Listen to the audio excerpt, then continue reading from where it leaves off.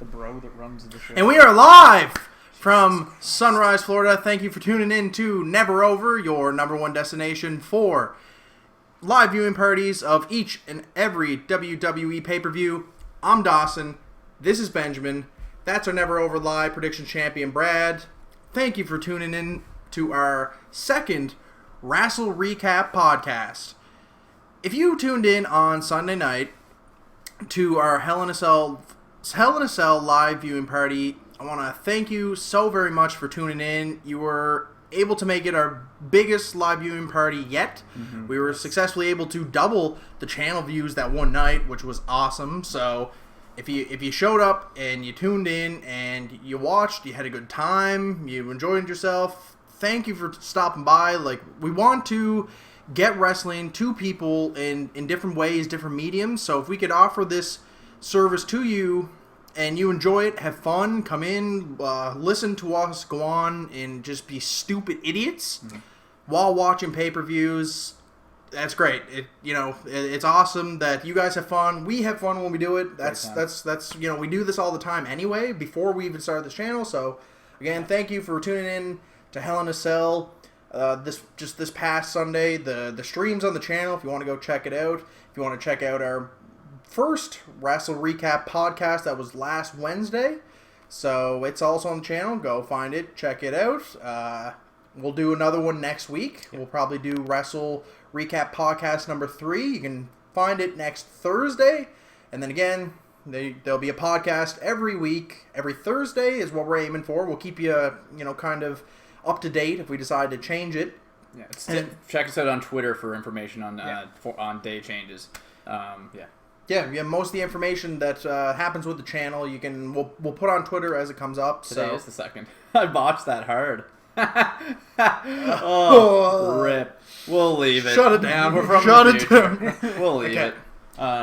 So, other than that, if you like the channel, you've enjoyed what we've done so far, or it's your first time here, first time listening to this podcast, check us out in a few weeks when we do our live viewing party for Survivor Series on November 20th at 6 p.m. Eastern will be our start time for our pre-show. So if you have questions, we implore you to get the questions in through Twitter so that we can kind of build up a stack of questions and then we can answer them as we go along. So more of a rigid format. So yeah, that'll be in a few weeks at Survivor Series. So we just also kind of agreed, we're also going to be live streaming NXT TakeOver Toronto the Saturday night before Survivor Series.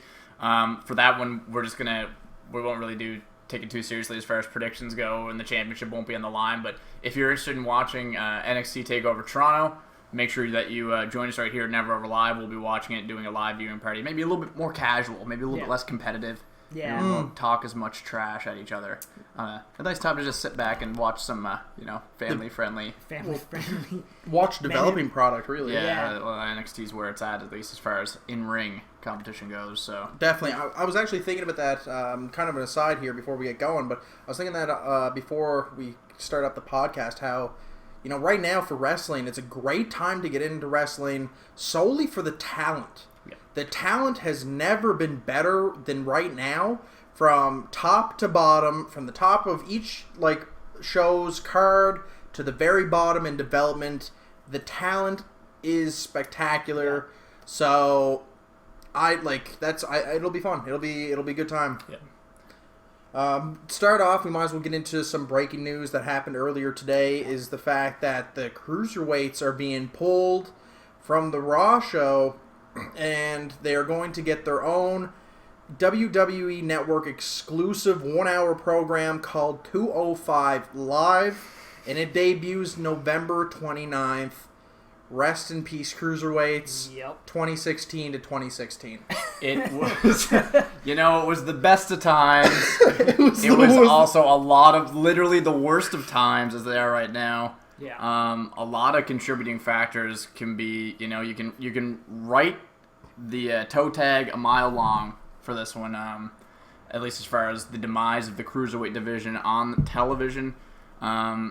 what do you guys think of this as a move? Do you guys think this is going to be better for the cruiserweights, or do you think that this is a nail in the slowly growing coffin that has been the cruiserweight division? Yeah, I want to get Brad's input on this one because I know, Brad, you're love far the and away cruiserweights. you are the cruiserweight guy here on the couch. So Yeah. like, what are your thoughts with them pulling them and putting them on their own television program on presumably a Tuesday night, Yeah. which last time I checked, that's SmackDown Live's nights. So Yeah. what do you think of that?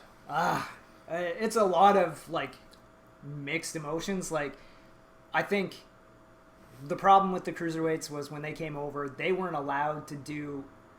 When they came to the main roster, they weren't allowed to do cruiserweight matches. Like, they started working slower WWE matches, and I don't know. That's most likely Vince saying he doesn't want to do the flippy shit. But that's what the cruiserweights are, and Yeah. they weren't allowed to do that. They weren't allowed to do their high energy moves. And granted, some of the problem is nowadays a lot of guys do cruiserweight style wrestling. Like you got Seth and Sammy and Finn, like those AJ. guys. They do that high flying stuff. Like, it's not all just like The Rock, where he never went off the top rope, and Stone Cold and stuff like that. Yeah. Like, the guys that we're used to seeing, there isn't as much of a contrast between the cruiserweights and everybody else on the Yeah, roster that's a good point. anymore. So I think that kind of hurt. Plus, them not allowed to kind of do the high, like their high speed like matches and stuff. That kind of hurt them. Because a lot of matches during the Cruiserweight Classic, they were explosive. They were snappy. Yeah. Like, a lot of spots really fast. It kept it entertaining. And I think, I would have to agree that they lost a lot of that for the, I don't want to say more technical aspect that has been the WWE product lately, because while we have seen a lot of technicians come into the company over the last year or two, they've had to add the WWE dramatic storytelling factor into the match. Yeah. Like, that they feel like they need to implement, whereas the Cruiserweights were telling great stories down in the Yeah. Cruiserweight Classic on their own in their own matches. Yeah, so we don't know what the product is going to be like yet. Like, we don't know if it's just going to be an exact clone of the Cruiserweight Classic, in which case it's just 3 matches every night in that hour. Which, okay, yeah. Like, sure, I'll tune in for a little while, but like, if you don't, like, NXT is kind of the same way. It's mostly like 3 or 4 matches. Yeah. There is very little storyline in NXT, but there is a storyline there. So I don't know if it's going to be a Cruiserweight Classic clone, an NXT clone, or if they're going to try and package it in a completely different way, which I think will, if they do that, that will help set it apart and help drive people to the network to watch it. Yeah. Do you think this was part of the plan? No. No, I don't think so. I think it was just the reception for it. People got very ice cold to the cruiserweights every time they came out, and it was too bad. Like, you look at the cruiserweights who were some of the guys in there. Like, for me, that comes to mind is like a Cedric Alexander or a Tony Nese. Yeah. Those guys. Even Neville. I don't classify. They never put him in with that group, which is bizarre. Which is bizarre. But now, is that a good thing they didn't? Yeah, really. Like, he would have been buried. Like, so More so than he is right now. Exactly. Yeah, even more. So, you lose a guy like Cedric Alexander or Tony Nese, or what happens to Brian Kendrick now? That kind of thing. Like, what happens to that championship? When is it defended? Does the cruiserweight, like NXT, get their own pay-per-view? Cruiserweight takeover or something. I see the Cruiserweight division, as far as pay-per-view caliber stuff goes, they will probably do all their stuff during pre-shows for pay-per-views going forward. Potentially, yeah, but it's just too bad. There's a lot of really, really good talent there that could have benefited more just being a part of the roster, and I think that is a mistake, the way they handled it globally, the transition from the Cruiserweight Classic into the actual, like, Raw, being part of the shows, being a part of that roster. Yeah. I think they definitely misfired on that point. And If only they had put them on SmackDown. I think Yeah. it would be a completely different story. I think there would have been too much for SmackDown, though, because the flow of SmackDown feels great as is. Yeah. Like, Raw could have benefited very much from having an extra half an hour to 45 minutes to give to something else, more so than the filler that we see. And one more question about the Cruiserweights before we move on. Do you guys think that T.J. Perkins being the inaugural Cruiserweight champion was detrimental? Do you think they should have rallied behind the Brian Kendrick's comeback story during the Cruiserweight Classic out of the gate? Do you think that would have been bigger drawing as far as like where they should have went right out of the gate there? 100%. There was the story was there. The story built itself, and they should have let the narrative. They should have ran with the narrative. They shouldn't have forced their own story. They should have let it evolve. Brian, I think, made that story. He was the one who was like, this is it for me. Yeah. Yeah. And then like everything with him and Daniel Bryan, like throughout the tournament as well. Not that I agree with Brian having a bias as a commentator, but I think that there was an opportunity to make it a good story for Brian Kendrick. Yeah. And then that would have brought more eyes to the Cruiserweight product. Brad, you seem to disagree. It's hard to say, because Brian Kendrick came out of the Cruiserweight Classic as a heel, but if he had won it, he would have come out a face. Would have been a great way to get people to watch, though, if he had went pure heel on that first week. Yeah, that's true. Been like, I did this. I didn't need anybody else. Like, I am the best because, like, I've been the best for a long time. Like Seth Rollins did. That's what I was thinking, and I don't know if that worked too well with Seth. And true.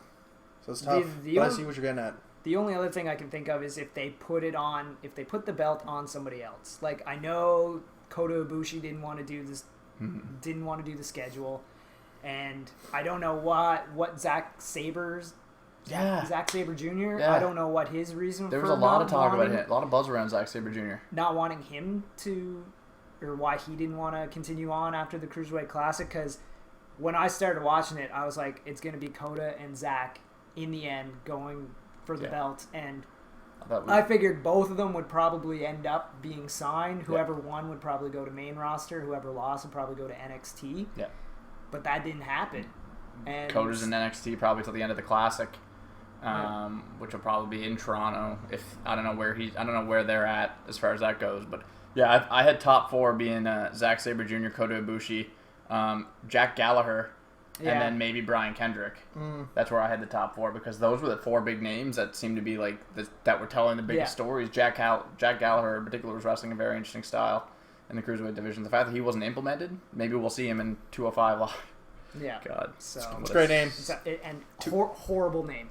Horrible name. I feel like I'm gonna be tuning into like a Hispanic, like a CW Hispanic gang feels wars like a channel, show, like a channel name. Oh yeah, like I can picture it like a 205 or like a YouTube channel. It's like, hey, welcome back to 205. Anyway, garbage. My only hope for this 205 Live right now is if they take a Lucha Underground approach to it. Yeah, that's a great idea. If they take a Lucha Underground approach to the Cruiserweights, blow it out fictional style. Yeah, you can pre-tape it. Yeah, that'd be kind of neat. That's a clever idea. Pre-tape it. Let the Cruiserweights go out on the road. Let them do their matches out on the road, because most of those guys are indie guys anyway. Yeah. Just send them out on the road. Yeah. Take a month, film a whole bunch. Yeah. And then put it and on then there. Just We'll have to wait till the November 29th. See what happens. To see what comes about the 205 Live. Next piece of news is the main event for... not Survivor Series. Whenever that is, who cares? Yeah. For TLC... Which is on December. I don't know the date. I don't know. I'm not It's right there. It's right there. December 4th. Yeah, okay. There you go. Yeah. All right. Yeah. So the main event is going to be AJ Styles versus Dean Ambrose in a TLC match. Oh, weird. Weird stipulation to add to Yeah. the match, given the circumstances of the pay-per-view. But yeah, that was announced last night during Talking Smack.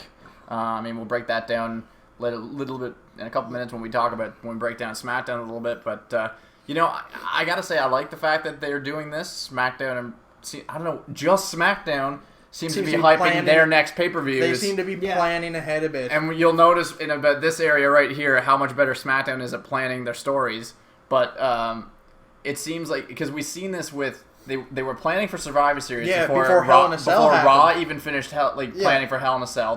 SmackDown was planning for Survivor Series. Yeah. SmackDown's planning for TLC before Raw even has half their picks in for their teams for Survivor Series. It's a 3-hour show. It's the A show, and they can't get their shit together. I don't understand. Maybe that's it. Maybe it's too long. They're trying to fill in content, and SmackDown's raced ahead, or maybe Daniel Bryan and Shane McMahon are just like maybe anal they are that as hell, good. and they want to. They're just like, we need to know everything for months. I'm starting to think they actually have more creative control than is let on, because like I don't know.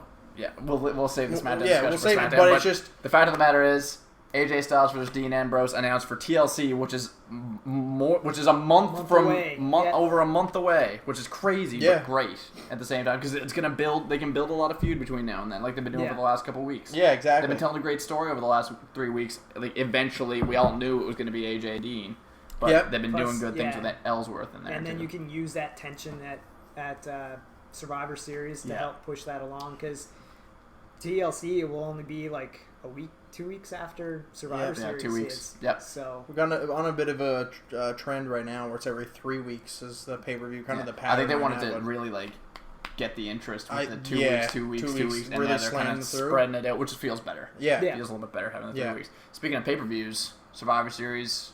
This isn't really new news, but just in case you didn't know, Survivor Series 4-hour show. They bumped it up, and this is, I think, like with an hour pre-show. It would not surprise me if come January Royal Rumble's a 4-hour show. It will be. No, I know. Yeah, it will be. I was going into Survivor Series thinking it was 4 hours before they said it. Yeah. I just auto assumed with the Raw being 3 hours, SmackDown being two separate shows. I was like, man, I don't know if they're going to be able to like do as much as they want. I bet Survivor Series will be 4 hours. What was it? SummerSlam? The big four: Royal Rumbles, WrestleMania, SummerSlam, and Survivor Series. They're all going to be 4 hours, and that's fine with me. WrestleMania will be 5 again. God, no. It was please. No, it wasn't. Was it ever 5? It was 4 last year. No, and then 2 hours of pre-show, and then an hour in the post. It didn't start. It did go like half an hour over though. It was almost 6. Yeah. Christ. It was almost 6 hours by the end of it. Oh, God almighty. Stay tuned for that live viewing party where we sit on the couch for half a day. We try not to cry. Oh, my God. Jesus. So we retrofit toilets into this thing. Just put a sheet over us. Yeah. Plug your ears and don't look, guys. Yeah. God almighty. The state of this couch. Yeah. As well flip things over to our SmackDown discussion. Yeah, might as well move right on to SmackDown. We've kind of been talking about, hey, look at the B show. No, read A show. Yeah. We'll get right into SmackDown Live and kind of what happened last night. So, first bit of business that is notable is how Randy Orton, full-blown Wyatt family member. Yeah. It was very interesting.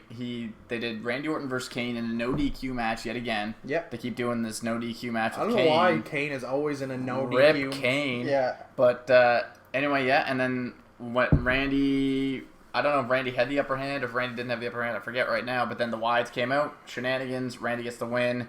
They cut a backstage promo where Randy calls Bray a god, and then lights flicker in Randy's eyes. Like animation. Yeah.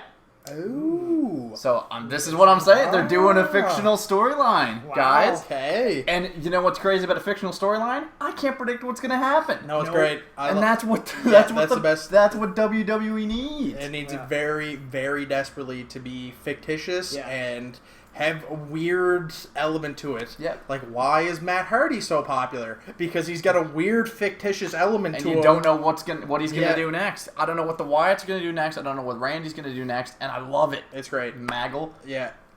Makes the Wyatt family kind of relevant again. Yeah. Makes Randy relevant again. And then we got Randy and Bray as both in the part of the right men's Survivor Series team for SmackDown. They pretty much hit everything. We talked about it a couple weeks ago. I was kind of saying how, if they put Randy, Bray, like Luke, make them the team and make them like the Wyatt family. And throw the Ascension in there. An unstoppable, make them relevant. Yeah. That's true, even if they're lackeys, make them relevant. That's what I'm saying. That's what I'm saying. They had some wash match last night against the Usos that I'm pretty sure no one watched. That was actually the Headbangers, who are also as forgettable because they look the same. I thought they were the Ascension. I was like, wow, look at these guys. Okay, well, there we go. We touched on that. Can't say we didn't. So, I don't know. That's whatever. that's those guys. But what they're doing with the Wyatt family and Orton, genius. Yeah. It's brilliant. Love it. Whoever says that, I've heard a lot of people say that the rumor is that Vince has his hand on creative in both Raw and SmackDown. And Probably. I swear he cannot have his hand on SmackDown. I feel like he gave that to somebody and said... But they did. They brought up... So what they did when they did the brand split, Yeah. they brought up the guy who was writing NXT. Oh, did they? Too. Oh, Yeah. okay. So they got a Well, new that guy makes writing for sense NXT, and they brought up the guy who was killing it with NXT. They brought him up to SmackDown. So he's head writer for SmackDown. That's why SmackDown is the A show. Isn't Yeah. it? Makes a lot Because of NXT sense. was great when you had Finn and Joe Yeah. and Yeah. Kevin, and like you had the whole crew in there. Props to Triple H. Yeah. Props to Triple H, yeah. God, I can't wait till he gets a hold of that company. It'll never be him. It'll be his wife. Yeah, Vince Well, will have yeah. something. You have to have the last name Meek Man. Yeah. Well, even still, like if Steph is the owner, chief financial, or Right. COO, whatever it is, and Hunter's Yeah. head of, President, CEO. head They'll of work it out. creative They'll work it out together. Yeah. or a talent or The whatever. sooner he gets a hold of it would be Yeah. best. Yeah. Steph runs the business, Hunter runs the wrestling Yeah. part of it, Yeah, it's good. and then I think you'll Away have they a go. you'll have a golden era of wrestling again. Yeah. I agree. So last night, Alexa picks up a pinfall on Becky Lynch Yeah, in a tag team match. I believe it was Becky Lynch and Nikki Yeah. versus Alexa and Carmella. Yep. So what was there was an eye rake finish. So Alexa tossed the eye rake without the ref seeing, and got the roll. No, she hit a DDT. She hit a DDT, and that was Yeah. that's what won it. An eye rake into a DDT. 1, 2, 3. The DDT With a DDT. The DDT is a finisher again. Make moves great again. Yeah. Super kicks Interesting. next. I So wonder how that foursome along with Naomi's gonna try right and along Survivor yeah. Series. Hard to say. And Yeah, Natalia is coaching for some whatever Yeah. reason. Huh. Is coaching the 5 That's women. very odd. So they got to give her something to do. That's true. Yeah. So and with the SmackDown Women's title being on the line next Tuesday in Glasgow, because that's what they're building towards. It's Alexa Bliss and Yeah. Becky Lynch in Glasgow next week, with the title on the line. You know what? Wouldn't surprise me to see that main event SmackDown. Yeah. Oh it yeah, should- for sure. Yeah. It makes sense. I'm really impressed with SmackDown from another kind of a rules standpoint. If they didn't have that match, Becky Lynch would have went over the 30 days without defending the title officially. So, props to them for slipping it in there, getting that title defense in. Because with Survivor Series coming up next, it would have No all titles, the no titles. champions are kind of haven't taken a night off for defending Yeah. their belts, yeah. Yeah. which is very, So- very interesting. So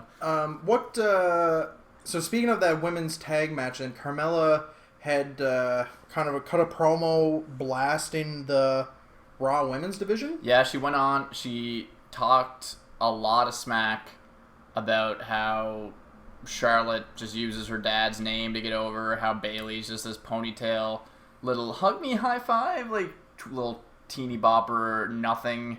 Like she did a great job. A really believable promo blowing out the women's division. I thought it was really, really well done. It's interesting to take a shot at the Flair name since they've repackaged Charlotte Flair. Charlotte Flair. Like everybody makes sure that they put Flair at the end of Yeah. Charlotte now. I think it's to add legitimacy to it, to her, not just be Charlotte, which is funny coming from a girl named strictly Carmella. Yeah. And so she puts them on blast, and then Alexa and Carmella kind of get on. But speaking of putting people on blast, Miz TV, The Miz. And Daniel Bryan continue to be white hot. That has I The Miz versus Daniel Bryan all over it. They are steamrolling towards that match. my God, could you imagine? I want that At to simmer WrestleMania? until WrestleMania. Yeah, if they keep doing it, because God Almighty, are they on fire? The two of them. Oh, it's At great each other. every time. Miz- I watched promo from last night twice today. Miz Wow. Miz pushes Daniel's buttons just right. That I can't elicit tell. emotional reaction yeah. out of him that I don't think Wow. he Yeah. realizes he's doing.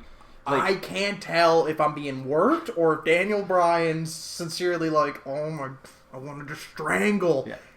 The Miz. Really? I'm gonna have to watch Yeah, that. you Give should check me it. a chance to see Should something. check it out. It's everything we've seen out of these two, but it's new every time because Yeah. the temperature is on. You feel it. You're like Yeah. you don't know if you're watching a shoot or you don't. Like it's so Yeah. because Miz is so good at delivering lines He's great. now. Yeah, He's so good at delivering he's lines. moved up a tier, mic ability. And I didn't think that was possible. The Miz was already near the top of the entire roster for his mic abilities, but he's found a new element to just roll. And he was wearing the red. They were talking about the Survivor Series team, and he was wearing red, and Maurice was wearing red, and he was just like, "You're naming me," and there's like, "Nope." No, you're not on the team. Didn't even consider you. Don't care. In that same segment, so the transition from White Hot Miz TV segment, Dolph Ziggler came out, issued an open challenge, to which Kurt Hawkins came out and made a SmackDown debut, which lasted all of 2 seconds. He got super kicked. 1, 2, 3. It was over. It was magnificent. Segueing into Dolph issuing an open challenge for any Raw superstar to come after the Intercontinental title at Survivor Series. I love that. Do you? I love that idea because it's like, please, it leaves it leaves out to the imagination. It's already that fun crossover stuff. Like I'm thinking back to like years ago when they had the 2 shows. I'm thinking back to those days and how they used to, like, you always fantasized about the crossover stuff. Like, that's kind of where I'm at. It's like, I'm already thinking about it as 2 shows. Like, I forget that just months ago it was 1 show, they're all on the same roster together, but now it's kind of like, oh man, like, who could Dolph Ziggler line up against? Who could he face in Survivor Series? Like, The only title that's going to be defended at Survivor Series is the IC title. That's a good point. I'm trying to think about who would be a good fit there. That's not going to be on the... He's rumored to be... Right. WWE.com accidentally posted or tweeted a picture... Or no, it was posted on the website. They accidentally put the picture of Sami Zayn in the 5 vs 5 Survivor Series tag team match. So he's probably going to be the 5th man. So I'm thinking of the Raw roster right now, and the only male superstar... Seth freaking Rollins. He's not in anything else for Survivor Series. Jericho? What are you gonna? They're gonna play. Never mind. No, Jericho's on the team. Jericho, He's yeah. on a 5-man team. That confirms Seth fighting Hunter. Yeah. Kind of. That's the only. That's What else? gotta. Can you do? He's gotta. What else do you do with Seth? Gotta do it. Unless you place him against Dolph. That'd be an excellent match, though. Nonetheless. Also do some But- wacky like Neville. Yeah. He'll fight the Miz. Miz is gonna jump ship. That's why he was wearing red. It's foreshadowing. You watch. Oh. You watch. Yeah. Maybe that's what it was. Maybe that was some foreshadowing. Yeah. That's. He was. Yeah. If that is the case, brilliant. Yeah. He's already wearing the red. Oh my god. Could you imagine? They both are wearing red. That would be. That's how you do it. Do we give that much credit to creative? I don't know. I don't know. Yeah, that's do we just give, it. Do we give them that much credit? I don't know if the parallels are that great. But now I'm thinking, I don't want the Miz to go to Raw. Because then you lose the Daniel Bryan stuff. Yeah. You lose? Do you? Yeah? Yeah, you would. You He can't have kinda- them going at each other's throats every week if he goes to Raw. Maybe he just signs a 1 day. And then they put on a match of the night. Yeah. Because they can. Yeah. See, Oh, yeah. Maybe they do that. Yeah. this whole Dolph thing, it's got me 50-50. I love it because he made an open challenge to any Raw roster member. Yep. I love that part. Yep. But I'm terrified because I feel like Vince is back there being like, oh, well, Sammy's got nothing to go for, and we need another belt. So let's have Dolph lose it. We get the IC title back. And they have both singles And then- championships over there. Fuck SmackDown. That's what I'm worried about. I'm worried about Dolph losing it and that IC title going to Raw, and then SmackDown is just left with nothing. Well, no. What I see then is I see a mountain that AJ Styles sits comfortably on the top of that everybody starts going after. Yeah, I It's suppose. tough to balance. Then the guys who are at the bottom of the card Your die. Baron Corbins of the world. Yeah. No. Who need more? No. Baron Corbin haven't been announced to the SmackDown. Maybe this would be a good time to say, like, if you're not aware right now, the men's side of things for Survivor Series is a team of AJ Styles, Dean Ambrose, Randy Orton, Bray Wyatt, and Baron Corbin, which on the WWE website, WWE.com, on the Survivor Series show part of the website, the first picture there is the teams for Raw and SmackDown's men's match, and front and center is Baron Corbin. And that is a big deal. Very exciting. Behind him is AJ's AJ's right behind him, and then Roman Reigns is over on this shoulder. Behind Roman Reigns is Kevin Owens. Get buried. Up front is Baron Corbin. Get hyped. Imagine if he's the sole survivor. Imagine if he's the sole survivor. I bet that's how they play it. If they're smart, that's how they do it. They let him... Because I think they got to really start establishing his power level. Yeah. And a great way to do it is, first, have him eliminate Braun Strowman early. Yeah. And then have him be the sole survivor and clean the Raw side out. And establish him as, he's a big deal. Yeah. Get on board. Yeah. That's a great way to put him over. Because John's not back for a while. What do you do after Dean and AJ? Yeah, even though 2 weeks from then you got TLC, but TLC's a no DQ match. You could see anybody. You could see anything. Down. You could see anything happen there. So it's been so long. Is there anything to being the sole survivor? Is there anything? It's an accolade other than just bragging rights. I think it could be something more now. I think they'll tout it around to something special. Yeah, it'll be something. Because it'll be about the brand, and then it'll be about who was instrumental. Because what was the what did they have? The Andre the Giant, was it the Andre the Giant Memorial Battle Royal back at WrestleMania that Baron Corbin won, and they tout that around, so that stuff wouldn't go unnoticed. It would add to his resume of this growing phenomenon that Baron Corbin is a big deal, and he's a high power level. Get ready. Because after, of course, as we mentioned, Dean Ambrose and AJ at TLC, I think that storyline's going to come to an end. Yeah. It's got to. And then you drive Baron Corbin right into that conversation, and you roll with that. Just to quickly wrap up what happens on SmackDown, you see, do we get the rematch? Because last week we had James Ellsworth shenanigans in the main event that caused Dean Ambrose to lose. This week, despite being banned from ringside, still showed up. James Ellsworth finds his way to the ring and actually helps Dean Ambrose pick up the win over AJ, cementing the TLC main event that they announced on Talking Smack. Which, by the way, if you're not watching Talking Smack, you should watch Talking Smack.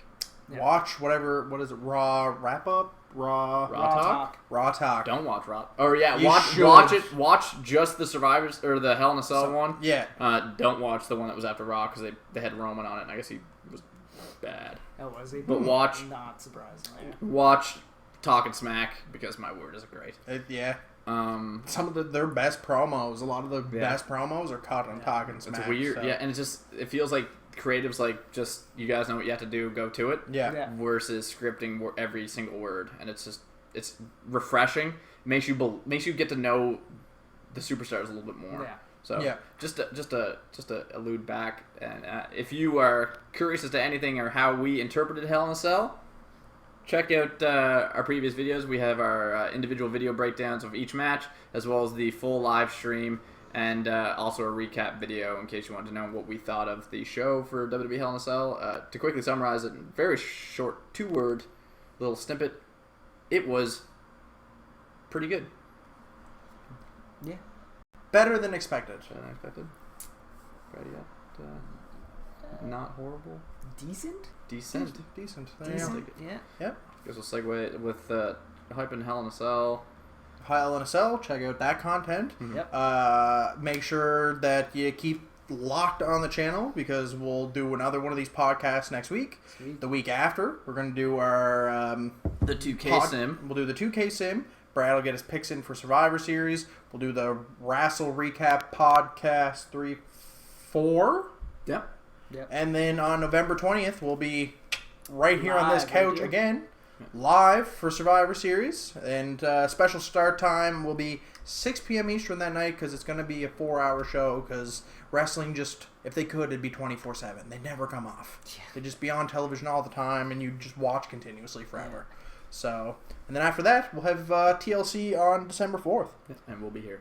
We will be on this couch, but we'll be somewhere. Location to be determined. As for right now, We're in Sunrise, Florida. and we're going to talk about...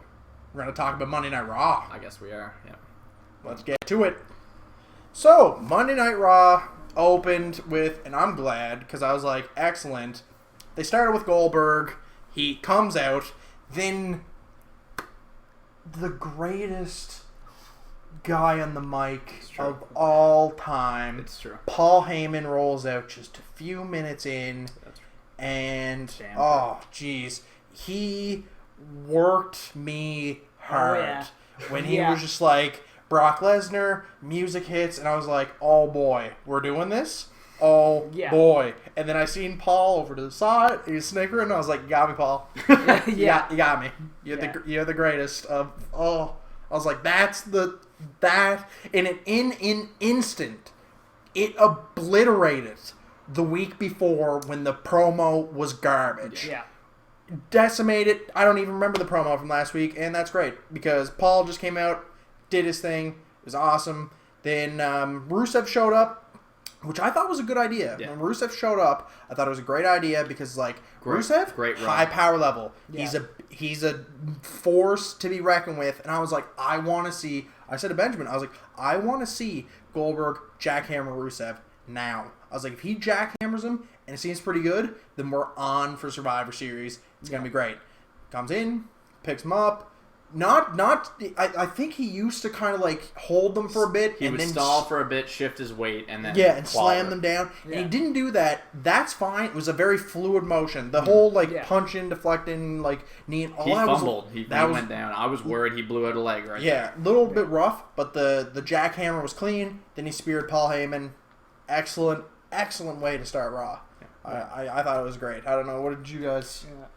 Kind of the same thing when Paul was like said Brock Lesnar and his music hit. I was like, holy crap! No, they're not doing this. Like we all said that they wouldn't. Brock and Goldberg would not meet face to face until that Monday before Survivor Series, and I was just like, what is going on right now? And then he didn't show up, and I was like, you got me. It worked. But yeah, it was good. Yeah, it was a great way to start it. I know a lot of people online were complaining about the spear to Paul Heyman, which I was like, was it a bad spear? It just looked like a spear to me. well, he had to, like a spear, you usually get a little bit of a run, right, before you do it. He literally had to hop over Rusev and try and hit Paul Heyman with the spear. Paul Heyman doesn't take bumps very often. No. He's not a wrestler. No. So I understand Bill trying not to destroy him while he's giving him a spear. And people were complaining about that, so I was a little pissed off about that. I was just like, what was he gonna do? I was like, Drive Paul Heyman? Just destroy Paul Heyman? Yeah. No. So I didn't mind that. Yeah. Do you have any thoughts on the Goldberg, or did we kind of say, what was your opinion? It was a thing that happened, and then he was gone. Well said from a very articulate individual. Goldberg gets pretty sweaty pretty quick. He does, and he was can't wait for him to beat Brock. When he was up at the top of the ramp after doing just the jackhammer and the spear, he was drenched. I need a towel. Yeah. Get me another WWE Authentic T-shirt. Yeah. From WWEshop.com. So after that, Raw kind of moved to... I don't even really want to talk about it. A trick-or-street fight match. It was just weird. Yeah. The whole thing. The face went over the heel.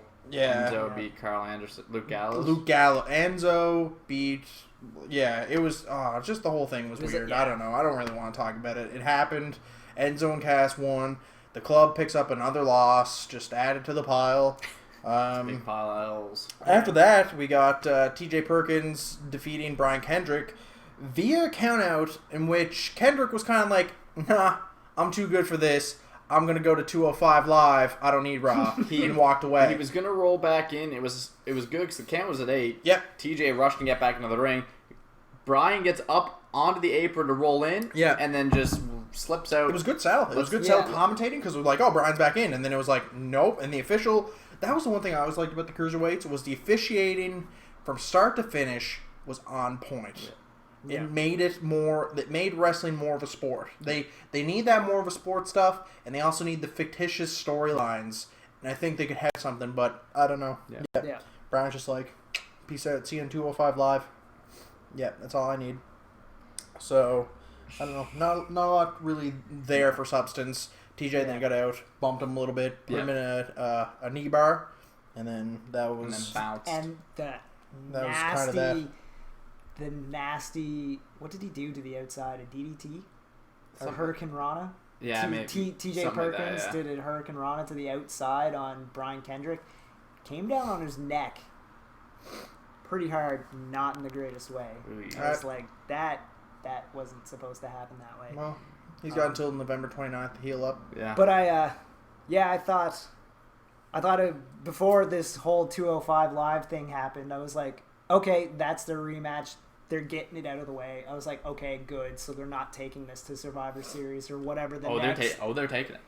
Or whatever the next... Yeah, whatever. Raw pay-per-view is.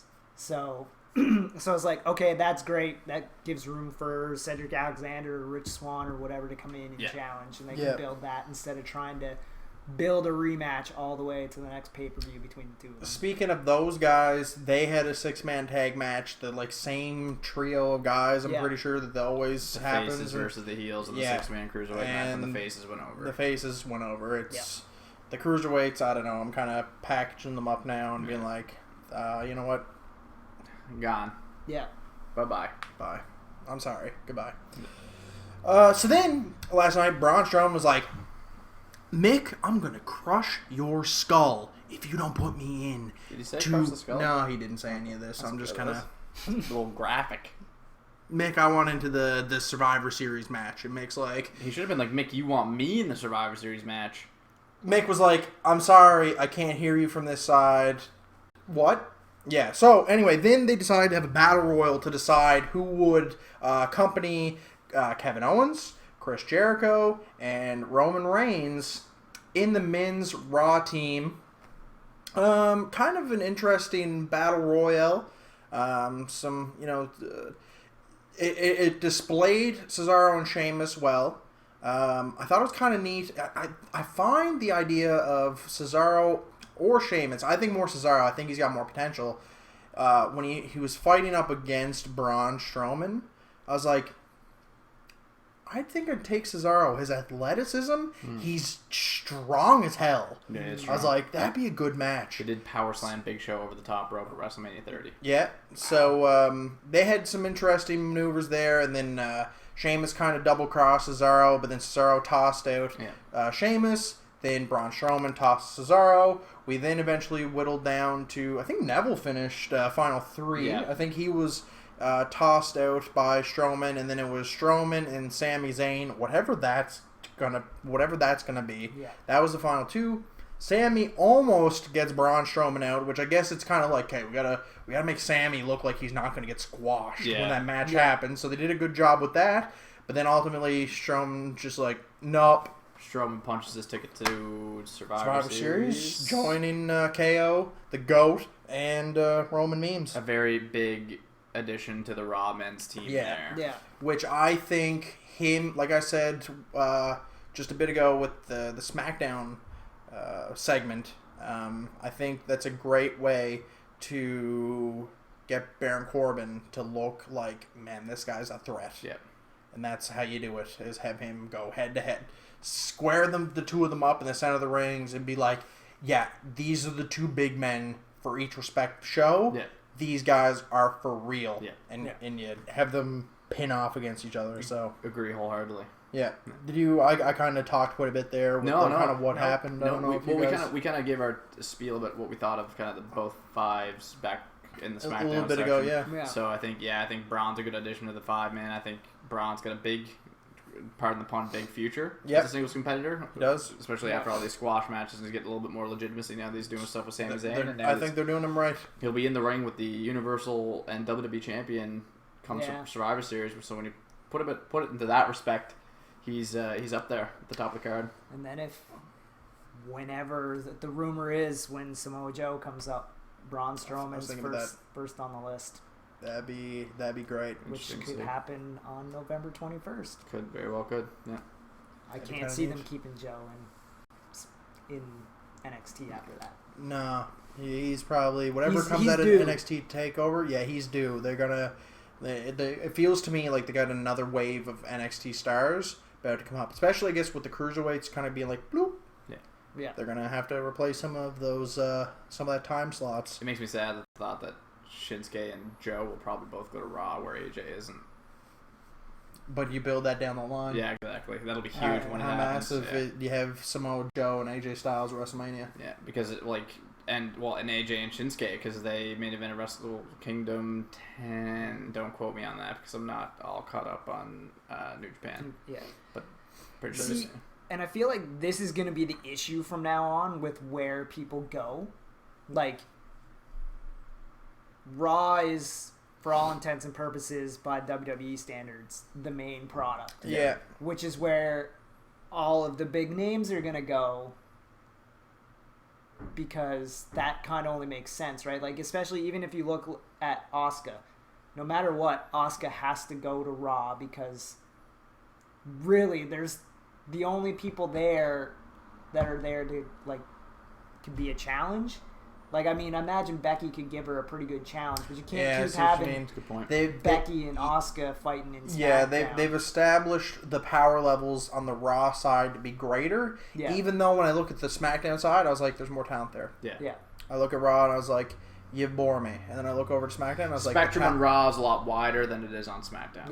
Yeah. On SmackDown, the spectrum's narrower. It may not be to the farther, deeper, or the more high caliber, higher power level side that Raw has. But the spectrum is narrower, which provides better competition between the 6 women on SmackDown Live. So speaking of the boredom, Charlotte cut a promo against Bayley to kind of cue up their feud, which is interesting. I probably wouldn't have taken it in that direction, but they immediately then had Nia Jax squash Bayley. Yeah. And it was like, okay.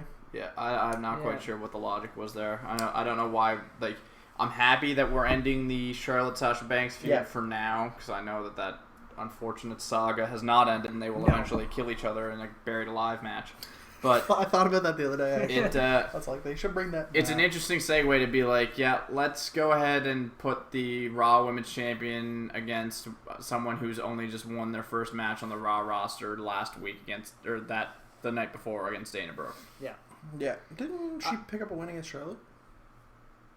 Oh yeah, they won that tag match. No, they didn't win that. Yeah, they didn't win that tag match. No. Okay.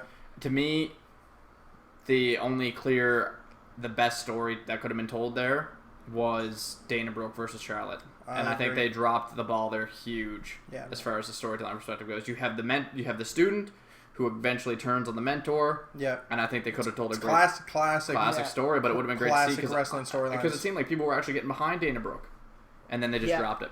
They could still possibly do it. Right now, I don't see Charlotte and Bayley having a feud.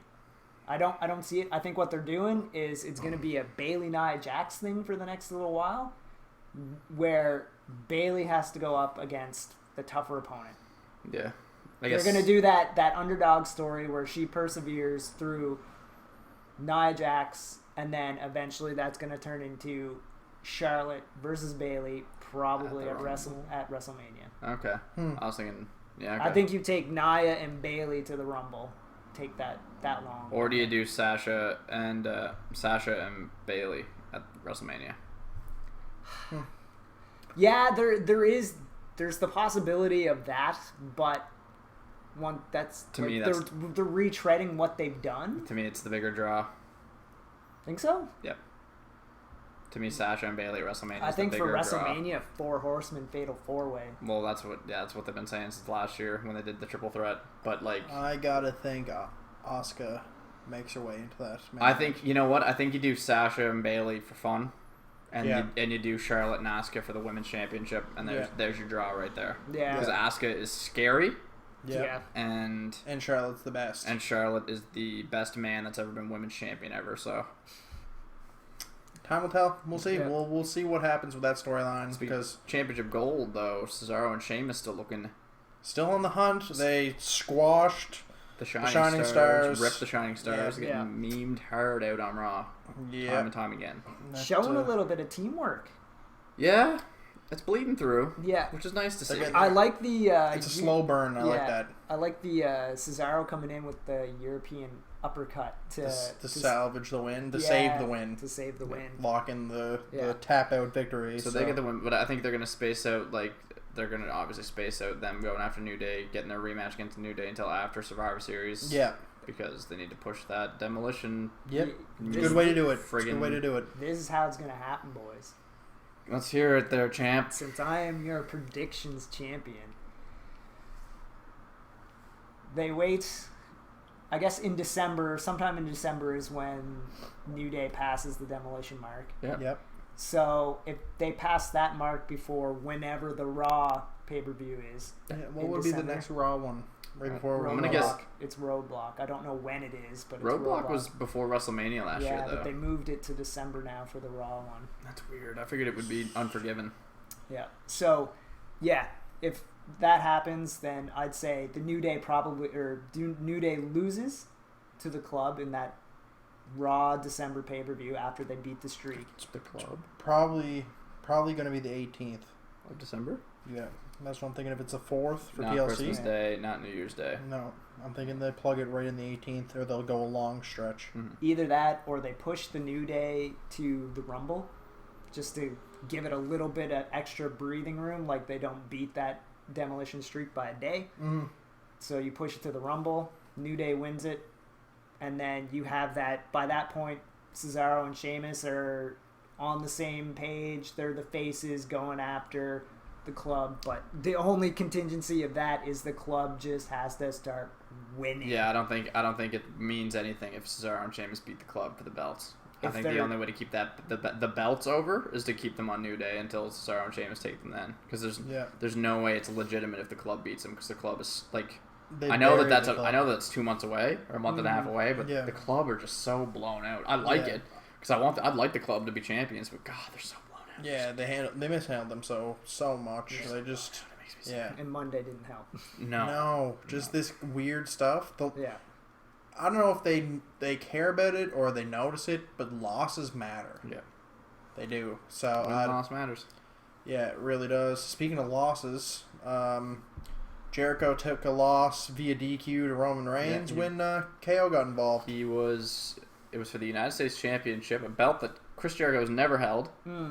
Wow. And so he got his chance against Roman Reigns, only belt he's never held. Yeah, and so Roman tossed a super punch or something, Superman punch on KO on the outside, and then classic. I'm pissed. Occam's razor punched the guy on the outside. That guy on the outside's gonna interfere. So looked like Roman was gonna get the win. KO breaks the count. Who shows up to save the day? Well, first it was what happened. It was they hit Roman with like a pop-up power bomb into a code breaker. Yeah. Then it was kind of like, yeah, I'm the guy. Cue the Seth Rollins music. He rolls down. KO, Jericho both scatter, and then kind of weird. They had a nice moment there where they just kind of stared at each other. They're just like, now kiss me. Yeah, so I don't know what that was about. To end the show. So yeah, I think because Seth's not the fifth guy.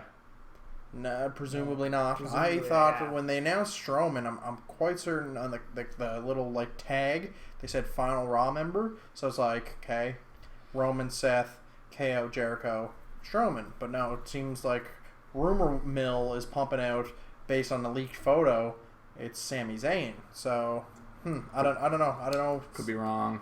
It's kind of weird. I don't know why they're going to put them together, but it maybe they're going to put them together to be like, hey, Triple H. I'm not gonna flip the bird, but possible Shield reunion at the Rumble. Well, like the three of them tagging up. Well, no, not like. Oh, you'll see not the three of them not them as a team, but say you'll in the Rumble, all three of them are in there at once, and they work together to clean the ring out of heels because they're all faces right now. And who would have thought that possibly going into the Rumble, Roman Reigns would be the only one who's champion, and he has the United States Championship. Yeah, Possibly. That's an interesting point. Of the Shield, when they broke the trio off, they were supposed to be the guys, and only Roman Reigns has a title in the US one. Yeah. Roman is getting a lot of heat for the way he's treating the belt. Yeah. Oh no, he's carrying like a damn backpack. Yeah, he's a clown. He's getting a lot of Him heat and for Ambrose that. are clowns. Yeah, and people know like KO, great champion. Yep. Shows up when he's outside of his ring gear, suit. Has over the shoulder. Nobody has any problems with that. He's in a suit. Triple H used to do that all the time. He used to roll out with the suit and the sunglasses on and the hair back and the suit. Yep. And it's like, that's a champion. KO does the same thing. And that's why when Roman shows up and he's like, time to go to school. He's like, I'm still in the same gear because this championship means nothing. I'm the guy. It's pretty trash. Yeah. So we'll see. It's gonna be a fun couple weeks to see how things shake out now that a lot of storylines have kind of died. Yeah. So, yeah, if you're just joining us, kind of our apologies because this is the end of the podcast. We've each and every week we're gonna try to put out a podcast, kind of recapping the last couple shows, the wrestling that was, give you some news, and if you were here this past Sunday when we did a live viewing party for Hell in a Cell, thanks for tuning in. You were very, very crucial in making that our most successful stream yet.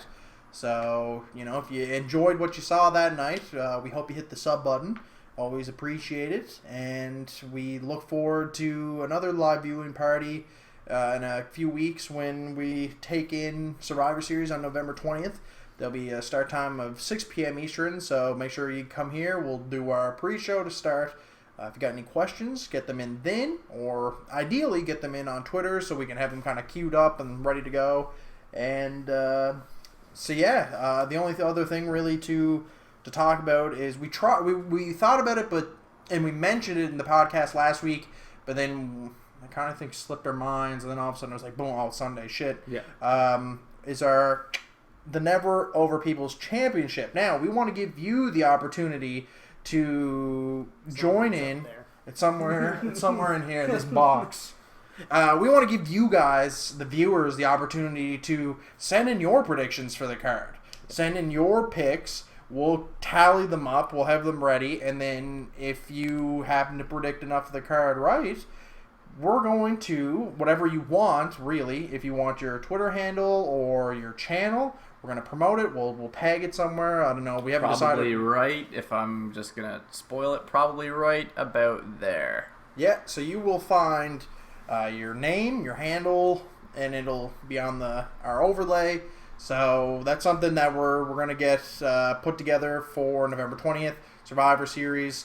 We'll have it sent out. You'll be able to put your picks in pretty much once the card's finalized. So I think we'll probably have it up Wednesday. We'll probably have the link in the description on the Wrestle Recap episode 4. And we'll also be tweeting at the link. So it's very important that you stay tuned to Wrestle Recap. It's very important that you stay tuned to our Twitter account. So that way you can stay up to date and have your picks submitted. We just want to make you guys a part of the show because we have a great time doing it. Yep. And we know that when we get these streams rolling, we have a lot of people in the chat, very interactive. We have a lot of fun. We want to add just another layer that you can get involved and be a part, that you can be the fourth person sitting right there. You can sit right there. Beside me. Yeah. And share championship goal with me come Survivor Series Sunday because I will be Never Over Live champion. So you and I can share championship goal together. Be a great moment. So yeah, and starting next week, a little bit of a format change. I'll be doing a quick recap video on Wednesday to talk about a little bit about what went on Raw and SmackDown, and then on Thursday we'll be doing the live podcast like we're doing right now, where we break it down and just shred Raw and praise SmackDown. So yeah, that's kind of our theme as of late. Because SmackDown is the A show. SmackDown is the A show. I guess we'll close up. Yeah, I don't know if there's anything else. I don't have anything. If you guys ever have any questions for us, make sure to follow us over at Twitter at NeverOverLive. Feel free to tweet us questions anytime. We will save them for our Wrestle Recap podcast or for our pre-shows for all of our WWE pay-per-views. Once again, Survivor Series. live November 20th. Pre-show starting at a special time of 6 p.m. Eastern. But until then, guys, we'll see you next week. Thank you for joining us.